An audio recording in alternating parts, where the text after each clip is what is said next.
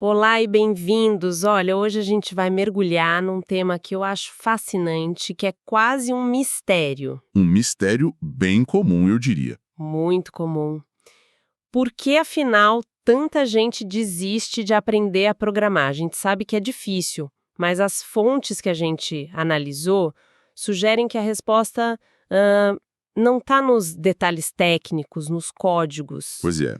A resposta, ao que parece, está em duas perguntas bem simples que, segundo o material, quase ninguém se faz antes de começar. Exato! E a nossa missão hoje é justamente essa: desvendar que perguntas são essas e por que elas parecem ter tanto poder. E o mais interessante é que a proposta do material é, na prática, virar a lógica de cabeça para baixo. Todo mundo que começa quer saber o como, né? Sim, qual a melhor linguagem, melhor curso? Exato. O caminho mais rápido. Mas os textos que a gente viu defendem que, sem responder primeiro o porquê e o quê, o como vira um labirinto sem saída, sabe? É sobre construir a fundação antes de tentar levantar as paredes. Perfeito, é exatamente isso. Ok, então vamos começar a desempacotar isso. O ponto de partida do texto é que essa vontade de programar não brota do nada. Ela é construída. Uhum. E, para ilustrar, a fonte traz dois exemplos bem pessoais, que eu, achei ótimos. O primeiro é sobre a biografia do Steve Jobs. A pessoa que escreveu conta que ler aquele livro foi um estalo, O sabe? estalo sobre o quê, exatamente? Sobre a importância do design, da experiência do usuário. Aquela ideia de que a tecnologia tem que, no fundo, simplificar a vida e não complicar. O que é curioso aí, né? Porque a inspiração não veio de um ambiente técnico. Não foi um artigo sobre código ou uma palestra de um desenvolvedor famoso. Não, de jeito nenhum. Veio da história de alguém que era obcecado por essa fusão entre tecnologia e humanidades, em criar ferramentas que fossem quase uma extensão do nosso corpo. Faz todo sentido. E o segundo exemplo que a fonte dá vem do extremo oposto. Não da admiração, mas da raiva, da pura frustração mesmo. Tá, essa parte é ótima. É muito boa. A pessoa conta da experiência de tentar aprender inglês com aplicativos. Eram vários, alguns super completos, mas a experiência de usar era péssima, sabe? Nada intuitiva. E foi esse incômodo, essa vontade de falar, quer saber, eu consigo fazer melhor, que acendeu a faísca. Exatamente isso. Foi o desejo de criar uma solução própria. E veja que interessante. Nos dois casos, a motivação no fundo é a mesma. Resolver um problema humano. Sim. No caso da inspiração em Jobs, era a busca pela simplicidade. No caso dos apps de inglês, era a busca por um aprendizado menos frustrante. Ninguém ali falou, quero aprender a programar porque dá dinheiro. Certo. O impulso foi: quero consertar isso que me incomoda no mundo. É uma motivação com propósito, algo que vai muito além de só aprender uma ferramenta nova. Então, num caso, a inspiração veio de uma admiração e no outro de uma irritação com uma coisa mal feita. São dois lados da mesma moeda, de querer resolver um problema que te afeta pessoalmente. Sem dúvida. E eu acho que é isso que nos leva ao centro da discussão, né? Como a gente transforma essa inspiração ou essa frustração em algo concreto. Exato. E a fonte argumenta que é justamente nesse ponto que a maioria se perde, nessa transição entre o sentimento e a ação. E tudo se resume a, finalmente, encarar de frente aquelas duas perguntas essenciais. A primeira, que parece quase boba de tão simples.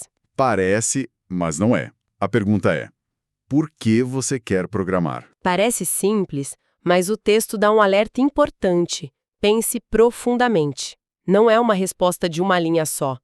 Porque é muito fácil a gente se enganar, né? E adotar os motivos dos outros. Com certeza. Porque dá dinheiro? Porque todo mundo está falando de Porque meu amigo virou programador e tá bem de vida. Exatamente. O material faz uma distinção muito clara entre o que te move de dentro para fora e o que te empurra de fora para dentro. É a diferença clássica entre motivação intrínseca e extrínseca. E a extrínseca, o dinheiro, o status, ela pode até dar aquele empurrão inicial, né? Você se matricula num curso, assiste as primeiras aulas. Sim, mas o que a fonte defende é que essa motivação não te sustenta. Não te sustenta na primeira grande dificuldade que aparece. É como um combustível que queima rápido demais. Perfeito. É um combustível de baixa octanagem. Agora, a motivação intrínseca, aquela curiosidade genuína, o prazer de construir algo, a necessidade de resolver aquele problema que te tira o sono. Essa é a que dura. Essa é a energia que te faz atravessar a madrugada tentando achar um ponto e vírgula perdido no código. Nossa, sim. Ou seja, o material está dizendo que a gente desiste não por causa de um bug no código, mas por causa de um bug na nossa motivação. Se o porquê é fraco, o primeiro obstáculo vira uma parede. Uma parede intransponível, certo. Então essa é a primeira barreira, o porquê. E se a pessoa consegue responder isso de forma honesta, profunda, qual o próximo passo? Imagino que seja o quê? Exato. E o texto dá um peso gigantesco para isso. A segunda pergunta é: o que você quer criar? E aqui a fonte faz uma afirmação que eu considero assim bem radical. Qual? Que saber o que você quer construir é mais importante do que escolher a linguagem que você vai usar. Mas, peraí, isso não soa um pouco paralisante para quem tá começando? Como assim? Ué, como é que alguém que nunca escreveu uma linha de código vai saber o que quer construir? Parece um paradoxo, né? Você precisa saber programar para saber o que dá para criar. Essa é a objeção perfeita. E a fonte lida com isso de uma forma muito interessante. Ela não diz que você precisa ter o projeto de uma startup de $1 bilhão na cabeça. Ah, bom. O que pode ser algo pequeno, mas tem que ser seu.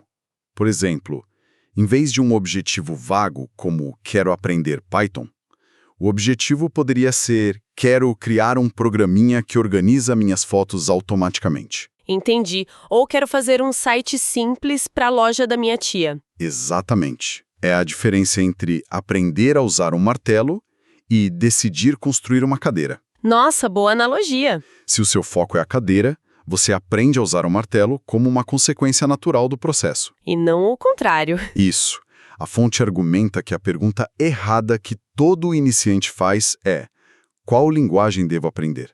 A pergunta certa seria: que tipo de problema eu quero resolver? E a resposta a essa pergunta que vai te guiar, né? Vai te guiar. Se você quer analisar dados, o caminho naturalmente te leva para Python. Se quer criar uma interface interativa na web, o caminho é JavaScript. A linguagem vira uma consequência do seu objetivo, não um ponto de partida aleatório. E o que acontece quando a pessoa não tem essa clareza? Quando ela só quer aprender a programar de forma genérica? Aí acontece o que o texto descreve como uma metáfora que eu achei fantástica. A jornada de aprendizado vira uma sopa de letrinhas sem sabor definido. Essa metáfora da sopa de letrinhas é muito boa. Acho que todo mundo que já tentou aprender algo complexo conhece essa sensação. Pois é, a pessoa começa a estudar uma linguagem, aí um guru no YouTube diz que outra é o futuro, ela pula para essa. Depois vê um tutorial legal sobre uma terceira coisa que não tem nada a ver. E o resultado é um conhecimento superficial de tudo e a incapacidade de construir qualquer coisa do início ao fim. Você estuda por meses e no final parece que só sabe um monte de ingredientes soltos, mas não consegue cozinhar um prato de verdade. Falta a receita, o projeto. Exato, falta o projeto. E o projeto é o que dá sabor à jornada. É muito mais fácil e motivador superar um erro de código frustrante quando você está apaixonado pelo que está tentando construir. Aquele erro deixa de ser um obstáculo abstrato e se torna só mais uma etapa para você tirar a sua ideia do papel.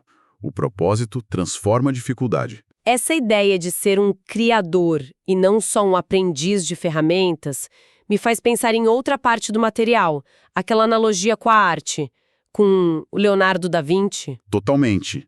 Se conecta diretamente com isso. E a fonte usa Da Vinci não só pelas obras dele, mas pela mentalidade, né? Ele é o símbolo máximo da curiosidade. Exato. Ele não se contentava em ficar na caixinha de pintor. Ele era engenheiro, anatomista, músico.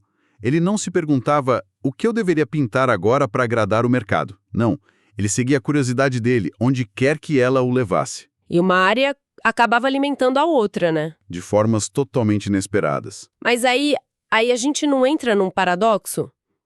Porque, poxa, tudo que a gente ouve no mundo da programação é sobre foco, né? Sobre se especializar. Sim, foco é fundamental. Então, se a pessoa tenta ser esse Da Vinci e aprender de tudo um pouco, ela não corre o risco de voltar para aquela história da sopa de letrinhas? É um ótimo ponto. E o texto reconhece essa tensão. Ele não prega que a pessoa deva ser um pato, que nada, voa e anda, mas não faz nada direito. Certo. O simples. É como ter uma estrada principal, mas se permitir pegar umas estradas de terra curiosas de vez em quando. Perfeito. É exatamente isso. E essas estradas secundárias podem te dar uma visão nova que você aplica na sua estrada principal. Essa exploração, guiada pela curiosidade genuína, alimenta a criatividade. E prevenir o esgotamento, imagina. Com certeza, isso me leva a uma das frases mais fortes do texto. Essa parte me chamou muito a atenção. É quase um manifesto contra a ansiedade que a gente vê no mundo da tecnologia. Manda aí. O texto diz, e eu vou citar: o importante é seguir a sua curiosidade. Esqueça tendências e os gurus futuristas. Uau! Isso é uma ideia radical hoje em dia, não acha? Num mercado em que a cada 6 meses tem uma nova tecnologia revolucionária que todo mundo supostamente precisa aprender. É quase um ato de rebeldia. É dizer, não, obrigado, eu não vou aprender o framework da semana porque eu estou mais interessado em entender como esse algoritmo antigo aqui funciona. É uma defesa do autoconhecimento contra a pressão do mercado. Total. E a longo prazo é uma aposta muito mais segura. As tendências vêm e vão, frameworks nascem e morrem. Mas a paixão que nasce da curiosidade autêntica, essa é um combustível renovável. É a bússola interna, né? É a bússola interna. Se sua curiosidade te leva para análise de dados, mergulhe nisso, mesmo que todo mundo ao seu redor esteja falando de blockchain. É essa bússola que vai te manter relevante e, mais importante, motivado por uma década. Não só pelos próximos 6 meses. E tudo isso deságua naquela frase final do texto, que amarra tudo de uma forma bem poética, Tei. Ele diz, lá no fundo, você já sabe quem você quer se tornar. É a síntese de tudo. Essa frase conecta o porquê pessoal, o que criativo e esse caminho guiado pela curiosidade. A mensagem final é que as respostas que os iniciantes tanto procuram fora, Nos blogs, nos vídeos, nos cursos. na verdade, já estão dentro. Elas só precisam ser descobertas com as perguntas certas. É sobre parar de procurar um mapa desenhado por outros e começar a desenhar o seu próprio. Então, o que tudo isso significa? Se a gente for destilar o que a gente conversou aqui, parece que o segredo para não desistir de programar não tem muito a ver com QI ou com escolher a linguagem certa. Não mesmo. Tem a ver com começar pelo começo de verdade, que é um mergulho interno. Antes de qualquer Hello World, é preciso entender o seu porquê e definir o seu o quê. É uma mudança de perspectiva total. Total. De qual ferramenta eu devo aprender, para qual problema que é importante para mim eu quero resolver. Exatamente. É uma abordagem que coloca o ser humano e o seu propósito no centro do processo de aprendizado tecnológico. E isso, eu acho, deixa a gente com uma última provocação. Um pensamento para quem está ouvindo a gente e, quem sabe, está justamente nesse início de jornada. O material que a gente viu hoje valoriza a resolução de problemas que nascem de uma curiosidade ou de uma frustração genuína. Certo. Qual seria a provocação? A pergunta final é: se o objetivo não é técnico, mas sim criativo e pessoal, como isso poderia transformar o seu primeiríssimo projeto? Único, nascido de uma experiência só sua, como aquela frustração com os aplicativos de inglês, poderia ser o verdadeiro e poderoso ponto de partida para essa jornada. Qual é a sua cadeira que precisa ser construída?